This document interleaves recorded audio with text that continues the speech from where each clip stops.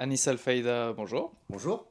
Alors, merci d'accorder cet entretien à l'agence Infolibre. Vous êtes l'auteur d'un livre nouvellement paru qui s'intitule Abécédaire, Galets dans la boue, qui est donc un ouvrage qui a été préfacé par Adrien Bauzy. Alors, vous avez récemment accordé un entretien à Meta TV où vous avez présenté votre ouvrage. Alors, si on prend votre livre par la fin, le dernier item c'est Z comme Zemmour et c'est pour le moins d'actualité. Est-ce que vous pourriez nous donner vos premières impressions par rapport à la polémique qui est relative à la sortie du dernier livre d'Éric Zemmour, Le Suicide français? Alors, concernant Éric Zemmour et la récente polémique à laquelle vous faites allusion dans l'émission On n'est pas couché, qu'il a mis aux prises avec Émeric Caron et Léa Salamé, c'est bien ça. Euh, Quoi qu'on pense d'Éric Zemmour, il est vrai que c'est, dans le paysage audiovisuel français, c'est l'un des rares qui a un discours qui dénote quelque peu avec la pensée officielle. Donc, concernant cette polémique sur le régime de Vichy, lorsque l'on voit la façon dont les bien-pensants lui sont tombés dessus à bras raccourcis, on ne peut qu'avoir un petit peu de, va dire, qu'apporter un peu de soutien à Éric Zemmour, car sur le régime de Vichy, ce qu'il dit, c'est il s'agit de remettre en cause la Vulgate paxtonienne, et en fait, Éric Zemmour a montré dans son livre que le régime de Vichy, c'est beaucoup plus compliqué et beaucoup plus nuancé qu'on ne le croit, car ce qu'il faut rappeler avant toute chose, c'est ça on oublie beaucoup de le faire dans les médias, c'est que la France à ce moment-là était un pays vaincu. La France était un pays sous occupation. Et qui dit pays sous occupation dit négocier, essayer d'utiliser du mieux qu'on peut la marge de manœuvre extrêmement réduite qui vous est accordée par l'occupant. Donc on peut critiquer le régime de Vichy pour un tout tas de raisons, bien évidemment, hein. Il ne s'agit pas de l'idéaliser ou de le réhabiliter non plus, c'est pas ça. Mais le discours officiel, ce qu'on nous a appris durant notre scolarité, dans les médias, dans les livres, dans les documentaires sur le régime de Vichy, est à revoir, incontestablement.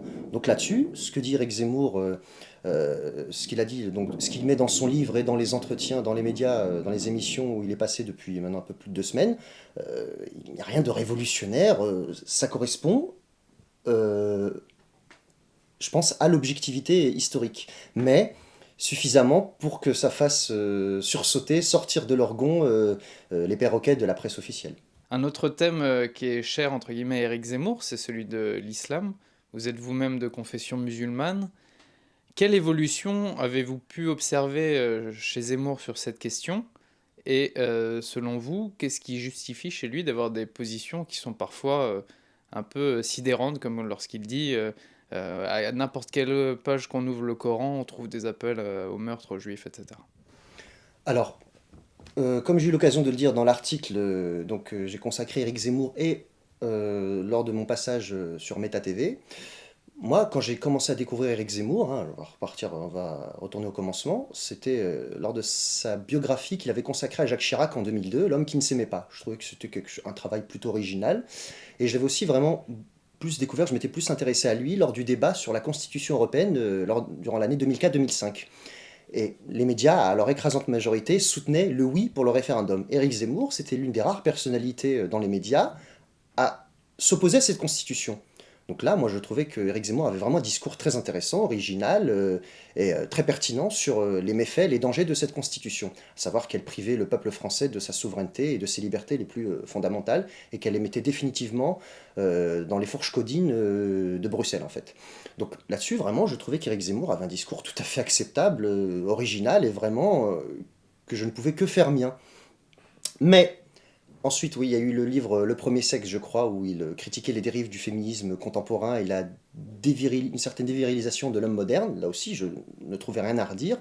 Mais là où j'ai commencé vraiment à un petit peu changer de regard sur Éric Zemmour, c'est lorsqu'à partir de 2006, lorsqu'il est devenu chroniqueur dans l'émission de Laurent Ruquier, On n'est pas couché, déjà à l'époque, il critiquait un peu les mensonges de la société multiculturelle officielle promue par nos élites médiatiques culturelles. Là-dessus, je trouvais rien à redire non plus. Lorsqu'il critiquait le fait que l'on n'arrivait jamais vraiment à parler de manière saine, apaisée de la situation dans les banlieues, des communautarismes qui menaçaient l'unité nationale, là-dessus non plus, je trouvais rien à redire. Mais comment Éric Zemmour a vraiment explosé médiatiquement, comment il a développé son aura, c'est en tirant à boulet rouge systématiquement, non pas sur l'immigration, certes il le fait, mais sur la religion musulmane, en tant que système de valeurs, en tant que foi. Vous avez pris cet exemple très justement où il dit, dans le Coran, dans toutes les pages, il y a un appel au meurtre des juifs et des chrétiens. Et ce qu'on constate, c'est que il y a une certaine, on va pas dire hystérie, pas tomber dans la psychanalyse de bazar, mais une monomanie chez Éric Zemmour à revenir très souvent, dès qu'il le peut, à la religion musulmane. Par exemple, dans la polémique qu'il a opposée à Léa Salamé, même en parlant de Vichy, dans son livre Le suicide français, mais même dans cet aspect Vichy, il trouve le moyen, insidieusement, de revenir à la situation d'aujourd'hui, à critiquer par n'importe quel moyen, même détourné, la religion musulmane. Donc là où on ne peut pas être d'accord avec Éric Zemmour, là où je l'attaque par contre dans mon livre, c'est que Éric Zemmour prétend être quelqu'un de rebelle, de politiquement incorrect. Or, taper sur l'islam, c'est la rébellion actuelle autorisée dans toute sa splendeur. Parce que pour quelqu'un qui est, pour un polémiste, il se porte plutôt bien. Il a voix au chapitre dans plusieurs médias, il est écrit dans le Figaro, il passe dans Ça se dispute sur iTélé, il est régulièrement invité dans d'autres émissions. Donc pour quelqu'un qui serait rebelle ou subversif, ça va, de la subversion à la Zemmour, j'en demande, il n'y a pas de problème. Vous pensez que c'est le fait qu'il critique aussi de façon aussi caricaturale l'islam qu'il se maintient justement dans les plateaux télé ou... Bah, j'aimerais pouvoir dire non, mais les faits nous prouvent le contraire. Depuis le début 2001, depuis les attentats du 11 septembre, on est vraiment entré dans une nouvelle ère médiatique. Ça peut paraître... je peux donner l'impression, moi ou d'autres, de nous répéter, mais les exemples ne manquent pas. Il n'y a qu'à se baisser pour les ramasser. Que ce soit Alain Finkielkraut, que ce soit Michel Onfray, que ce soit Éric Zemmour, que ce soit Claude Imbert, que ce soit Michel Houellebecq. On ne compte plus le nombre de personnalités, Véronique Jeunesse ou quoi, bon, même si ça peut paraître ridicule de parler de cette personne-là, mais on ne compte plus le nombre de personnes qui sont allées, qui ont donné leur avis, alors qu'ils n'y connaissent strictement rien sur l'islam. Les polémiques qui ont concerné ces personnes, loin de les, entre guillemets, diaboliser, n'ont fait que les renforcer leur sympathie au sein de l'opinion publique, et ont contribué à leur donner un peu cette image de rebelles qui ne reculent devant rien, qui n'ont pas peur du politiquement correct. En fait, puis quelque temps on nous dit que oui, le politiquement correct est en train de se fissurer, certes, mais il se fissure surtout vers un ennemi autorisé, l'ennemi autorisé par le système, c'est-à-dire l'islam. C'est pas l'immigration, c'est l'islam, vraiment en tant que système de valeurs, en tant que foi, en tant que pratique religieuse qui est attaqué. Donc oui, pour répondre à votre question, Éric Zemmour a beaucoup de facilité pour passer dans les médias. Pourquoi? Parce qu'il tape sur l'islam, tout simplement. Moi, je parle dans mon livre du syndrome Henri Massy. En fait, donc pour ceux qui ne savent pas, Henri Massy, c'est un intellectuel français qui, en 1927, avait écrit un livre qui s'appelle La défense de l'Occident. En fait, on va rappeler le contexte. Il avait soutenu l'intervention italienne. Non, c'était pas. Oui, c'était en 1927. Non, pardon. C'était dans les années 30. C'était au moment de l'intervention italienne en Éthiopie, en 36, excusez-moi. Donc c'était en 1936, lorsque l'Italie avait envahi l'Éthiopie, donc l'Italie de Mussolini. Et beaucoup de... dans 36 ou 34, enfin bref, dans les années 30, vous pouvez vérifier sur Internet.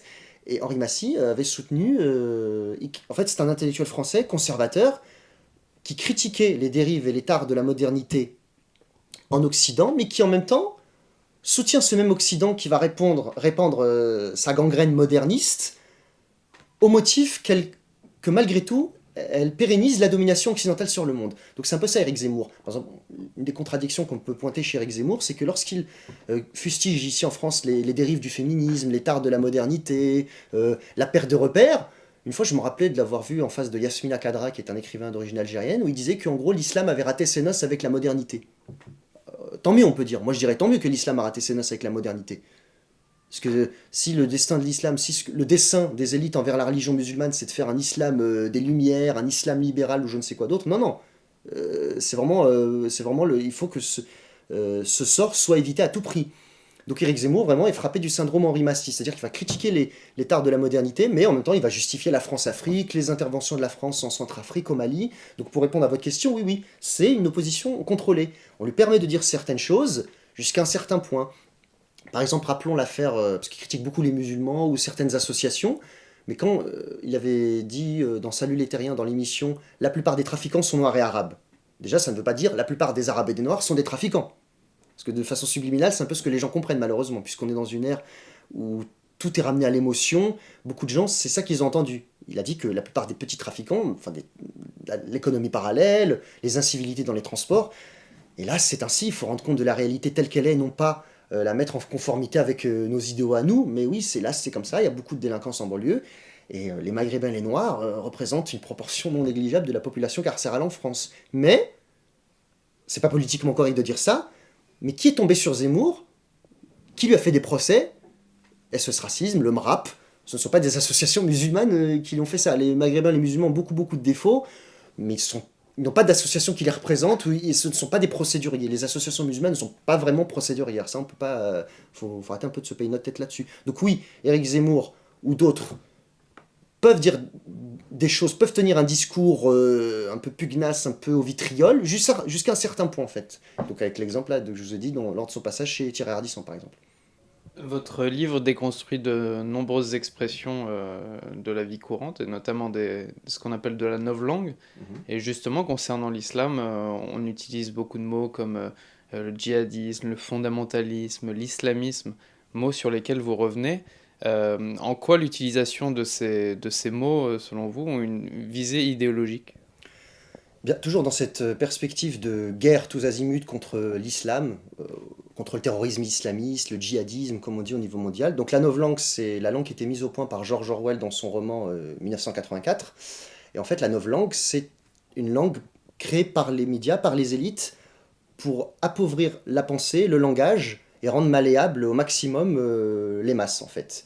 La novlangue recouvre de larges aspects de la vie de tous les jours, mais aujourd'hui, l'islam aussi est entré dans la novlangue, notamment avec les termes que vous avez rappelés comme islamologue, islamisme. Bah, on va prendre l'exemple d'islamisme. Autrefois, on disait islamisme pour parler de la religion musulmane, comme on dit christianisme, judaïsme, islamisme. De nos jours, islamisme, ça désigne une instrumentalisation politique, donc, par ricochet, un fanatisme, le fanatisme musulman. Comme lorsque l'on parle d'islamiste, on crée un terme spécifique pour désigner le fanatique musulman. Pour désigner un fanatique chrétien ou juif, on ne parle pas de christianiste ni de juifiste. Alors non pas qu'il ne faille pas s'inquiéter d'une certaine dérive de certains fanatiques musulmans, comme on voit ce qui se passe en Irak ou dans d'autres pays. Les fanatiques musulmans, ça existe aussi, bien évidemment. Mais on crée un terme spécifique, on le met à part, on le met au-dessus des autres, comme si le fanatique musulman était plus grave que les autres fanatismes. Alors que tous les fanatismes en soi sont condamnables. Mais si on veut parler de comparaison, c'est pas pour faire une guéguerre des chiffres, mais qui tue le plus l'islamisme depuis plus de 10 ans maintenant, ou les bombes de l'OTAN, les bombes des armées occidentales, que ce soit en Irak, en Afghanistan, en Libye, elles sont à deux doigts d'intervenir aussi en Syrie. Si ça, c'est pas un fanatisme, c'est pas aussi des dérives de l'Occident, ou alors je ne m'y connais pas. Donc oui, il y a des termes. La novlangue est présente dans notre vie de tous les jours, notamment quand on veut parler en économie, au niveau culturel, mais sur l'islam, vraiment, on voit que ces termes, on ne peut pas zapper sur une chaîne sans qu'on trouve un débat sur l'islam caricatural. Et en fait, cette novlangue, en ce qui concerne l'islam, elle sert à toujours plus brouiller les pistes pour que les Français, les Occidentaux en général, mais les Français, puisque là en particulier on parle de la France et pour ce qui nous concerne, pour que les Français n'arrivent jamais, ou le moins possible, à démêler le vrai du faux en matière d'islam. Parce que si les Français ne connaissent pas grand-chose en ce qui concerne la religion musulmane, c'est parce que, pour une raison toute simple, c'est que l'islam n'est pas la religion historique de la France, c'est normal. On ne peut pas reprocher aux Français de ne pas connaître suffisamment de choses sur l'islam. Mais les médias, les fameux islamologues dont je parle de mon livre, qui sont en fait des escrocs payés par des instituts de recherche qu'on se prévient bien de nous rappeler. Comme l'IFRI. Absolument, voilà. Des gens comme des personnes comme Bruno Tertrais, Alexandre Delval, Frédéric Ancel, et vous voyez toujours au bas de l'écran lorsqu'ils apparaissent dans des émissions, comme C'est dans l'air, comme Au croisé ou autres, toujours vous voyez islamologue en bas, alors que ces personnes ne maîtrisent absolument pas la langue arabe, ne connaissent quasiment rien de la civilisation arabo-musulmane et se permet de donner leur avis, parce qu'islamologue, tout de suite, ça fait un peu pompeux en fait. Voilà. En fait, les islamologues sont les successeurs, sont les derniers avatars de l'orientalisme. L'orientalisme, c'est une construction intellectuelle de l'islam qui était dénoncée en premier par Édouard Saïd dans son livre L'Orientalisme, l'Orient créé par l'Occident, qui a écrit son livre donc en 1978, qui était un Américain d'origine palestinienne, et qui montrait comment l'Occident, depuis 2 siècles, construit une image fantasmée, fantasmagorique de l'islam pour justifier son impérialisme et sa mise en coupe réglée de l'ère culturelle arabo-islamique du Maroc à l'Indonésie en fait. Donc les islamologues sont en quelque sorte les derniers avatars de cet orientalisme. qui continue de se faire sentir, hélas, jour après jour. Mais, là où je mettrai un petit bémol, c'est que, on va prendre le cas de la société française, le comportement de beaucoup de Français musulmans, de Français d'origine immigrée, euh, n'aide pas le reste de la population française à avoir une image apaisée et objective de l'islam, car beaucoup de personnes, par leur comportement, notamment la délinquance en banlieue, voilà, ils ne contribuent pas à améliorer les relations, à apaiser les tensions dans notre pays. Ça aussi, il faut le dire, malheureusement. Alors justement, ça me permet de rebondir sur un autre axe important de votre livre, la notion d'enracinement. Mhm. Justement, est-ce que vous pourriez revenir sur cette notion et expliquer peut-être pourquoi ces populations-là, justement, ont des comportements déviants socialement, de délinquance, etc. Alors, en ce qui concerne donc l'immigration en France, elle vient essentiellement de l'ancien empire colonial français. Et beaucoup de pays de l'ancien empire colonial français sont musulmans, c'est-à-dire le Maghreb, l'Afrique noire. Il faut savoir d'abord une chose, c'est que les immigrés qui sont venus en France, surtout après les années 50, étaient essentiellement une migration issue des campagnes très pauvres du Maghreb ou d'Afrique noire, donc des populations très peu alphabétisées, très peu qualifiées. Donc déjà, ça part avec un très gros handicap au départ. Ensuite, leurs enfants, le processus migratoire a fait en sorte à ce que toutes ces populations soient entassées dans des quartiers, volontairement, dans des grandes barres d'immeubles HLM, qui ne sont pas propices à la vie harmonieuse en France. Ce n'est pas ce que je suis en train de dire, ça ne saurait être une justification de la délinquance. Expliquer les causes de la délinquance, ça ne signifie en aucun cas la justifier. Je suis absolument contre la culture de l'excuse gauchiste qui voudrait que s'il y a des délinquants, c'est parce qu'ils sont d'origine immigrée, en gros, c'est pas leur faute, on n'y peut rien. Non, non, pas du tout. Moi, ça n'a jamais été mon discours. Euh, donc, concernant ces populations, elles ont été déracinées de leur pays d'origine. On fait tout pour les couper au maximum de leurs origines, ou alors on réduit tout au folklore, notamment avec l'émergence des SOS Racisme. On fait faire à des enfants en banlieue, dans les MJC, on leur fait faire du djembé. Bon, alors en soi, ça peut être bien, mais c'est pas ça qui peut aider à s'insérer de façon adéquate sur le plan socio-professionnel en France. L'arrivée du rap aussi a pas beaucoup aidé, non pas le rap en lui-même, mais le fait que l'on fasse en sorte que ces populations ne s'intéressent quasi exclusivement qu'au rap ou au football ou au basket. Et en même temps, on fait tout pour que ces populations n'aient absolument pas accès à la culture française. On fait tout pour qu'ils ne se sociabilisent pas avec le reste de la population française. Car quand un étranger va dans un pays, s'il veut essayer de connaître au mieux le pays en question, c'est pas de se fondre dans la masse, on va dire, mais c'est quand même en s'imbibant, se frottant, en s'imprégnant du peuple chez qui il s'installe, pour mieux appréhender son histoire, sa culture, ses complexités, ses qualités, ses défauts. Mais là, on coupe ces populations de leurs origines, on les entasse, on concentre tous les handicaps d'un même côté, on continue une politique d'immigration qui, reconnaissons-le, contribue à inquiéter de plus en plus une majorité de la population française, quoi qu'en disent les médias.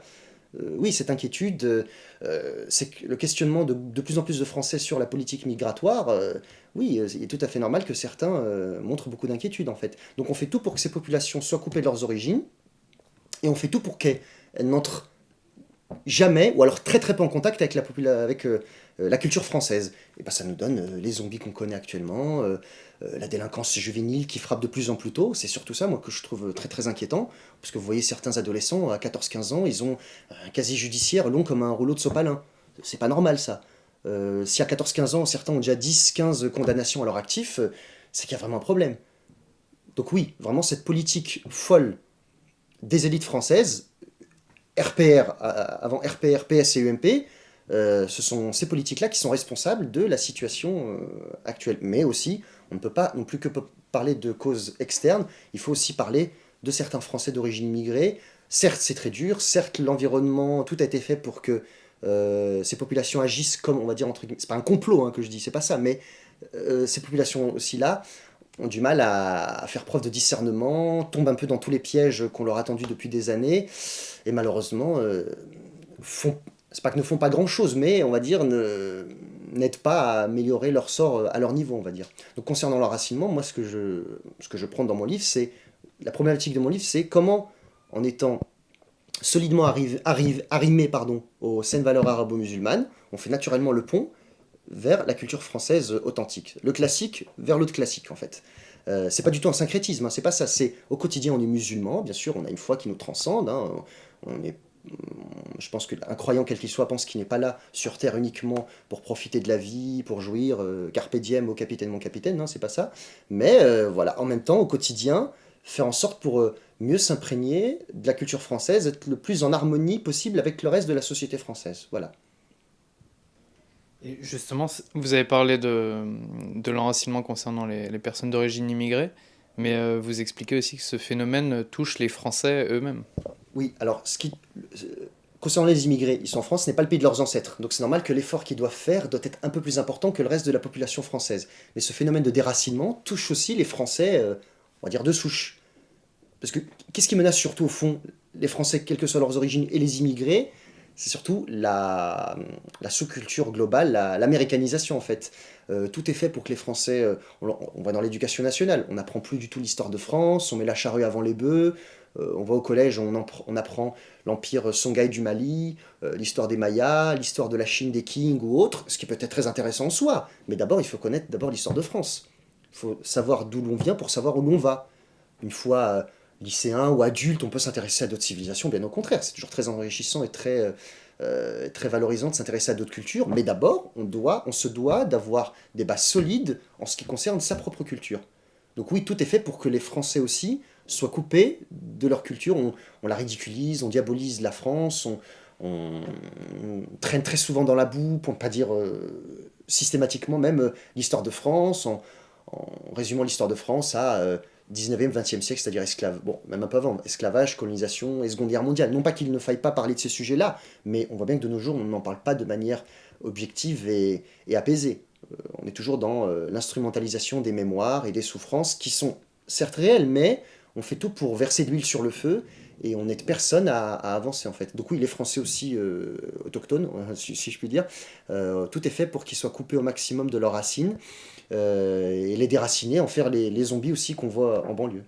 Malheureusement, ça donne ceux qui regardent, passent leur temps devant les talk-shows débiles, ceux qui pensent qu'être célèbres et connus, ceux qui regardent Secret Story, tous ces trucs-là, quoi. Donc, oui, cette gangrène, en fait, touche tout le monde. Vraiment, personne n'est épargné, en fait. C'est ça qu'on peut dire.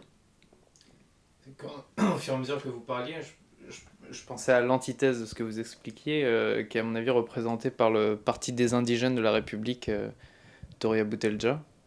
Qu'est-ce que ce genre d'organisation fait comme dégâts, à votre avis, justement chez les populations d'origine immigrée? Concernant le Parti des indigènes de la République, je pense qu'il ne faut pas non plus surestimer leur portée. Beaucoup de jeunes en banlieue, franchement, ils ignorent l'existence de ce parti. Je connais j'ai vu quelques vidéos d'Oria Boutelja par exemple sur internet, mais moi je trouvais par exemple quand elle avait affaire à Alain Finkielkraut ou d'autres, elle s'en tirait très bien. Moi je trouvais que c'était tant mieux qu'elle rentre un peu dans le chou de personnes comme Alain Finkielkraut, qui critique, fustige l'antiracisme aujourd'hui alors qu'il est toujours parrain et membre d'honneur de la LICRA. Donc ça au contraire, là-dessus, quand je vois un débat, que je vois Oria Boutelja face à Alain Finkielkraut, je peux qu'être que pour Oria Boutelja. Mais concernant le discours des indigènes de la République, je considère qu'il est vraiment contre-productif. Parce que toujours penser aux souffrances du passé, ça n'aide vraiment pas à se construire et à être apaisé. Non pas qu'il ne faille pas étudier ces périodes-là, mais déjà s'appeler partie des indigènes, je trouve vraiment que c'est pas un nom. Les indigènes en France, c'est pas les immigrés qui sont indigènes dans ce pays. Les indigènes, c'est les Français de souche qui sont indigènes.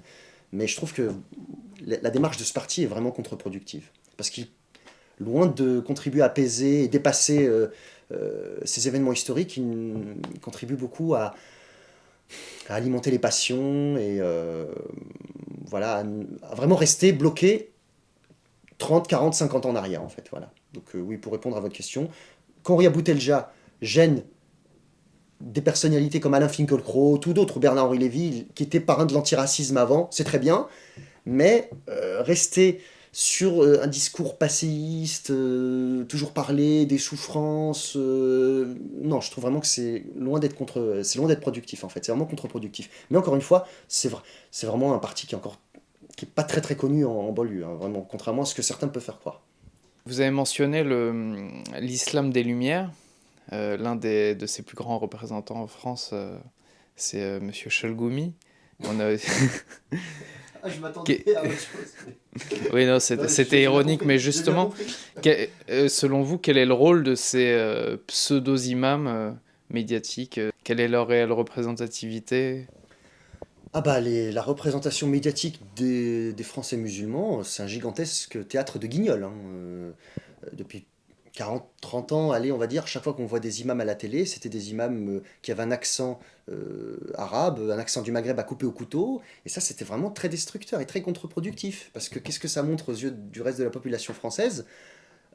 C'est un musulman, il sera toujours un étranger ici, il sera toujours un immigré. Il n'y a pas de musulman ici, d'imam formé dans ce pays pour être capable de parler correctement français, qui connaît suffisamment la France, la société française, et pas passer pour un ridicule et une caricature. On peut revenir là à l'action de Nicolas Sarkozy en 2003 lorsqu'il a créé le CFCM, le Conseil français du culte musulman, qui n'a de conseil que le nom.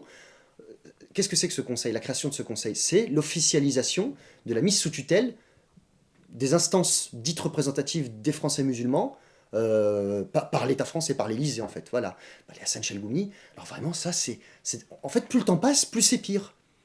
Et une personne comme Hassan Chalgoumi, ça montre vraiment à quel point le mépris des élites politiques françaises envers les Français musulmans est gigantesque et n'a pas son pareil. Donc vraiment Hassan Chalgoumi, c'est... Je pense on pourra pas aller, on pourra pas creuser plus profond quoi. Si on creuse, on va trouver du pétrole, hein. Il y a un challenger là, j'ai oublié son nom. Ah? Ah non, il y a pire que Chalgoumi, alors ça il y m'a a- échappé peut-être. Comment il s'appelle le nouvel imam là? Ah, je crois que je vois qu'il fait Rachid quelque chose, Birba, je sais plus quoi, un truc comme ça. Birbache. Voilà, oui, c'est ça. Oui, bah pas. Ils rivalisent en fait, oui. Ils sont en course pour la palme, je sais pas, mais oui, voilà. Mais plus le temps passe, plus c'est pire. Mais il serait vraiment temps que ça arrive quelquefois ici ou là dans certaines émissions, on invite un imam français qui est né en France, musulman, mais on le réinvite plus une deuxième fois. On l'invite une fois, on voit qu'il parle trop bien, qu'il s'exprime trop bien, qu'il se laisse pas mener en bateau par les journalistes ou par les contradicteurs en face, à qui il peut avoir affaire, et on les invite plus après. Donc c'est pour montrer à quel point la volonté des élites journalistiques, encore une fois, ça c'est pas un complot, c'est pas pour tomber dans le complotisme intégral, mais ce sont des faits tangibles et concrets. C'est pour montrer à quel point la volonté des élites de ce pays est grande de tout faire pour que des instances communautaires représentatives musulmanes, autonomes, voient le jour en France. Il faut à tout prix empêcher, aux yeux de ces élites-là, il faut à tout prix empêcher que les Français musulmans aient des représentants dignes de ce nom. Parce que si Hassan Chalgoumi représente les Français musulmans, écoutez, voilà, que dire de plus? Il y a plus rien après, quoi. Donc, Il reste peut-être des individus comme Tariq Ramadan. Qu'est-ce que vous pensez de lui personnellement? bah, Tariq Ramadan, j'ai eu l'occasion déjà de le dire, lorsqu'il a commencé un petit peu à passer dans les médias à partir de un peu les années 90, fin années 90, c'était quelqu'un, lui parle français, il maîtrise parfaitement les codes socioculturels français, donc on se disait, moi le premier, hein, lorsque j'étais jeune, je commençais à m'intéresser un peu plus, quand je commençais à plus en plus lire des livres, à regarder des émissions, je me disais, ah, Tariq Ramadan, c'est autre chose. C'est pas quelqu'un qui nous fait honte, c'est pas quelqu'un qui nous fait rougir, c'est quelqu'un qui s'exprime correctement, de cultivé, de redoutable et qui souvent ne se laissait pas démonter face à ses adversaires. Mais bon, actuellement, Tariq Ramadan, la tournure qu'il a pris, ses liens avec le Qatar, ses liens avec Tony Blair surtout. Moi, ce qui me choque surtout, c'est comment peut-on travailler avec quelqu'un qui a contribué à tuer des musulmans par centaines et centaines de milliers. Tony Blair, un de ceux à l'origine de la guerre d'Irak, un boucher comme lui. Si on a affaire à Tony Blair en face de soi, on ne travaille certainement pas avec lui. Ce mec-là Tony Blair devrait être en prison et traduit devant un tribunal. Donc oui, Tariq Ramadan, oui, c'est nuancé, mais je pense pas que ce soit... Donc, dans un premier temps, oui, c'est normal que beaucoup de personnes se soient laissées séduire par lui, mais maintenant, il faut pas être dupe, et on voit bien que Tariq Ramadan joue un jeu un peu trouble, en fait, oui. Donc Tariq Ramadan aussi s'est loupé, malheureusement. Et récemment, par rapport à l'État islamique, lorsqu'ils avaient décapité les journalistes, il y a un hashtag qui avait été diffusé sur les réseaux sociaux, Not in my name, pas en mon nom, où en quelque sorte les Français musulmans étaient entre guillemets sommés de se justifier par rapport à ça. Comment vous, en tant que Français musulman, vous l'avez reçu?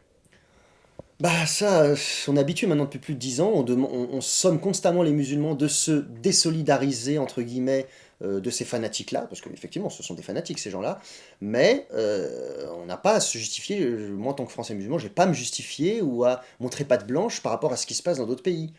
On ne demande pas, je sais pas moi, on ne demande pas aux chrétiens ou je sais pas aux nationalistes européens de se désolidariser d'Anders Breivik. On ne demande pas aux Français juifs de se désolidariser de Tsahal. Quand je vois un Français juif dans la rue, je vais pas aller lui dire, hé, toi, dis donc, alors Tsahal, hein, t'es solidaire d'eux? Non. les Français juifs au quotidien, la plupart ne sont, ils ont pas à se sentir responsables ou à endosser la responsabilité de ce qui se passe ailleurs. Bah, pareil pour les Français musulmans, nous n'avons pas à répondre aux injonctions, aux ordres, on n'a pas à répondre aux sommations de certains hommes politiques, parce qu'il y a eu un rassemblement qui a été fait devant la mosquée de Paris, justement après cette fameuse campagne qui est partie d'Angleterre, il faut le rappeler. On a vu que c'était complètement ridicule. On avait vu, je sais plus quelle personnalité politique était présente devant la mosquée de Paris, mais il y avait des personnes comme Valérie Pécresse, il y avait Dalil Boubaker, le recteur de la mosquée de Paris. Bon, voilà, c'est toujours pareil. C'est toujours ce cirque qui continue. Donc, ça n'a pas eu de succès parmi les Français musulmans. La plupart d'entre eux ont fait preuve de jugeote et de clairvoyance, n'ont pas répondu à ces injonctions, et ça n'a pas pris dans les médias. Et beaucoup de gens dans les médias ont dit, mais effectivement, beaucoup de Français musulmans disent, mais nous, on n'a pas à se sentir responsable, nous n'avons pas à nous désolidariser d'eux. Puisqu'il y a un peu, ce qui est vraiment cynique dans cette affaire, c'est que la situation de l'Irak, qui a contribué à mettre l'Irak à feu et à sang? Non pas qu'il faille idéaliser Saddam Hussein ou quoi, mais qui a contribué à ce que ce soit la guerre civile, la guerre sanguinaire tous les jours en Irak depuis 11 ans maintenant? C'est les États-Unis, c'est l'Angleterre.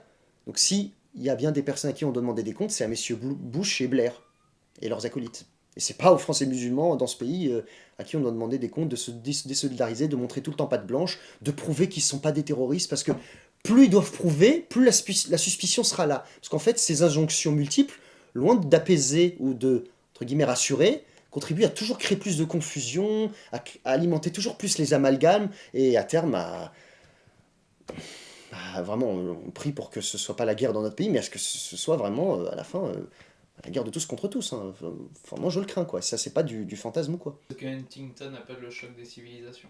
En fait, c'est Huntington, il a repris de Bernard Lewis, en fait, qui était un orientaliste dont je parle, en fait, qui est anglais, mais qui a prénaturalisé américain, et qui est toujours vivant, je crois, il est presque centenaire, il est né en 1916, il a 98 ans, quoi. Donc oui, c'est lui en premier qui, dans une revue dans les années 60, je crois, 50 ou 60, avait parlé de choc des civilisations. Et après, ça a été repris par Samuel Huntington. Oui, bien sûr, oui. Bon, il y a beaucoup de bonne volonté de part et d'autre qui veulent tout faire pour y échapper, mais c'est cette tendance qui domine toujours aux États-Unis. Puisqu'il est toujours conseiller, il était conseiller, ce monsieur, ce Bernard Lewis, était conseiller de George Bush, en fait. Ouais, bon, c'est le constat d'impuissance, quoi. Ça fait sens. Ouais. Alors tout à l'heure, lorsque vous parliez d'enracinement, vous nous parliez de votre amour pour l'histoire, la littérature. On vous a demandé de sélectionner quelques références, quelques auteurs.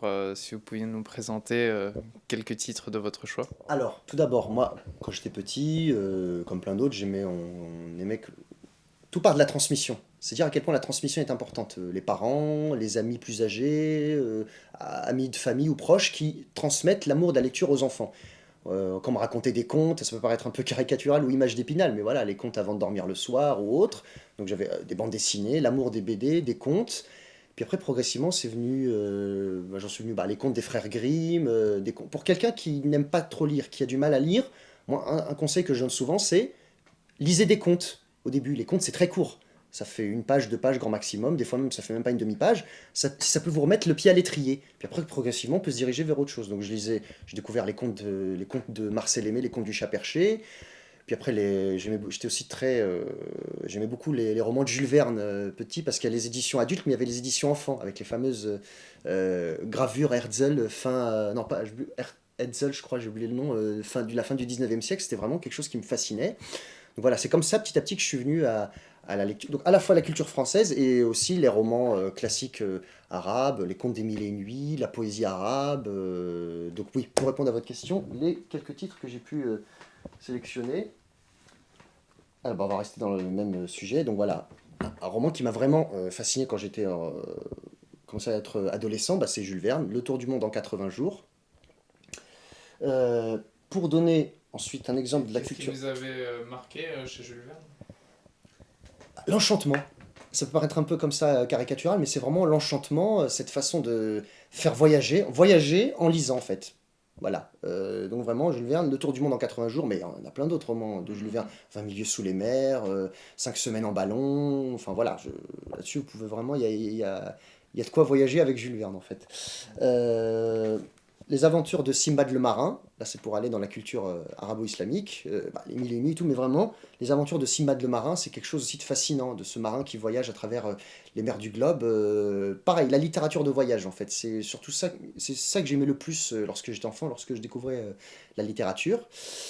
Euh, les contes des frères Grimm aussi, contes allemands, ils sont dans notre mémoire collective, même si de nos jours on y pense plus à cause ou grâce à ce nom de Disney. Mais voilà, Blanche-Neige, Hansel et Gretel, euh, Cendrillon, parce que souvent l'image caricaturale qu'on donne du conte, c'est histoire pour enfants. Non, les contes, à la fin de chaque conte, il y a une morale, il y a des leçons à tirer. Les contes, c'est pour tout le monde, de 7 à 77 ans. Donc, les contes, c'est pas que pour les enfants, c'est pour tout le monde. Il n'y a pas d'âge pour lire des contes, en fait. Voilà. Mais, Ah, pardon. pardon, je vous en prie, allez-y. Là, je dis, ça me permet de faire une petite digression, parce que dans votre livre, vous accordez une part assez importante justement à la culture allemande, Mhm. et vous procédez à une sorte de réhabilitation, parce que en France, la perception de cette culture est très caricaturale selon vous. Je vous remercie de me permettre de m'exprimer là-dessus. En fait, oui, il y a vraiment une très grande injustice qui est faite à la culture allemande en général, parce que de nos jours, bon, c'est dû à l'histoire, c'est normal. Lorsqu'on dit à un France, même dans le monde, quand on dit l'Allemagne, tout de suite on pense à la Seconde Guerre mondiale, au national-socialisme, à Hitler, et évidemment, il faut étudier cette histoire, mais la culture allemande, ce n'est pas que cela. C'est la chanson des Nibelungen, c'est le genre de flûte de Hameln, c'est les frères Grimm, c'est Goethe, c'est la musique classique allemande, c'est la philosophie allemande. Que serait la culture européenne sans les musiciens allemands, sans les peintres allemands comme Albrecht Dürer ou autres? Que serait la philosophie allemande sans Nietzsche, sans Hegel? Je vous le demande. Donc oui, c'est une grande injustice qui est faite à la culture allemande et dans mon livre, j'ai voulu un peu rendre justice à ce peuple en fait. Voilà. Parce que vraiment, si, les peuples moteurs depuis, allez, on va dire 3 siècles en Europe, c'est la France, l'Angleterre et l'Allemagne. C'est ces trois peuples-là qui ont, aussi la Russie quand même aussi, mais vraiment ces trois peuples-là qui ont été les moteurs de l'Europe depuis 3 siècles en fait maintenant. Donc oui, voilà, les frères Grimm. Littérature française classique, Alexandre Dumas, Les Trois Mousquetaires. Ça va vous paraître un peu grotesque, mais bon, tant pis, je le dis. Moi, je découvrais quand j'étais petit, bon, j'ai grandi avec le Club Dorothée, les Minicums. J'ai découvert Albert le cinquième mousquetaire lorsque j'étais enfant. Après, j'ai appris que non, en fait, il n'était que quatre. Il n'y avait pas Albert, c'était vraiment. Donc, c'est comme ça que je suis venu. Mais, mine de rien, ça m'a permis de découvrir Les Trois Mousquetaires de Dumas. Donc, Les Trois Mousquetaires d'Alexandre Dumas. Je les ai découverts de la même façon. Ah bon, voilà. Mais je pense qu'on ne sommes pas les seuls, en fait. Voilà. Oui, donc oui, je vous avais parlé de Marcel Aimé, ces contes, les fameux contes de Delphine et Marinette qui ont bercé l'enfance de beaucoup, je pense, qui vont nous regarder. Ça m'a permis après, moi, de découvrir aussi des œuvres de Marcel Aimé comme Le Passe-Muraille, comme ses nouvelles Le Vin de Paris, qui est un recueil de nouvelles. Parmi ce recueil de nouvelles, il y a une nouvelle que je recommande vraiment à tous, qui s'appelle La Traversée de Paris, qui a été immortalisée au cinéma par Claude Autant-Lara, avec le trio de choc Bourvil, Jean Gabin et Louis de Funès. Donc vraiment, à la limite, si ou certains n'aiment pas trop lire, regardez ce film, La Traversée de Paris. Vraiment, vous en découvrirez beaucoup sur la vie française sous l'occupation. Donc voilà, moi, Le Passe-Muraille de Marcel Aimé. Dans la série aussi, on va dire enfance, Marcel Pagnol, La gloire de mon père, qui a aussi été porté au cinéma par Yves Robert, donc le triptyque, la série des souvenirs d'enfance de Pagnol, La gloire de mon père, Le château de ma mère et autres. Donc ça c'est pour la série, on va dire roman, nouvelle, conte. Dans la série essai, donc les livres que je vous ai sélectionnés, je vous ai parlé d'Édouard Saïd. Donc le livre d'Édouard Saïd, c'est un livre qui m'avait vraiment beaucoup marqué. Édouard Saïd, L'orientalisme, l'Orient créé par l'Occident. Donc Édouard Saïd, c'est un Palestinien, américain d'origine palestinienne qui est né en 1935 et qui est mort en 2003. Et dans son livre L'orientalisme, qu'il a publié en 1978, il a inauguré ce qu'on appelle en anglais les post-colonial studies, qui sont, pas dire inexistantes en France, mais qui pointent à peine le bout de leur nez, donc les études postcoloniales, où dans ce livre, donc l'orientalisme et un autre livre qu'on considère comme sa suite qui s'appelle Culture et impérialisme.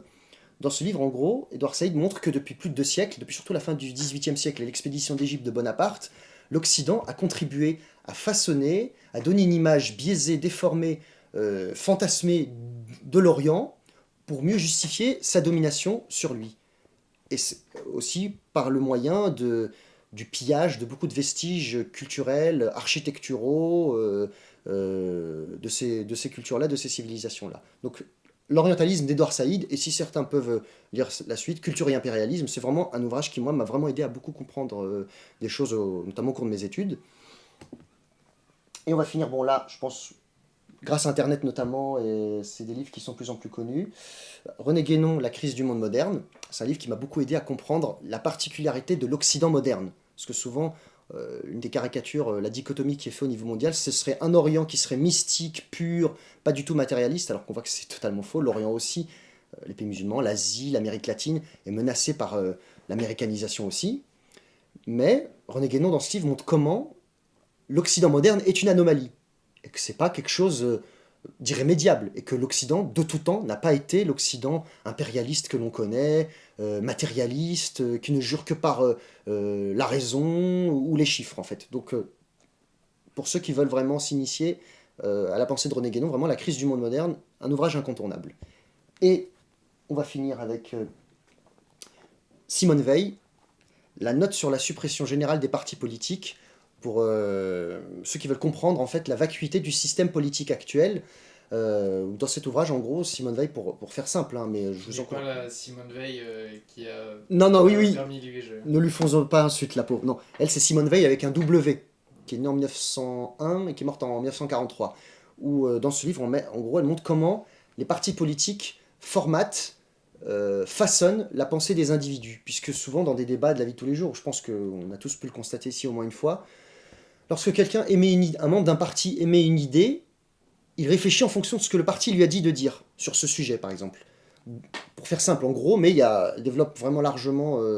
Donc, Simone Veil, en gros, bat en brèche l'idée de la modernité de la démocratie dite représentative par le moyen des partis, qui seraient des espaces de libre expression, de réinformation, des moyens pour les populations de se réapproprier la chose publique, la res publica, ce qui est totalement faux. Et Simone Veil le montre et le démontre admirablement dans son livre, en fait. Donc, note sur la suppression générale des partis politiques de Simone Veil.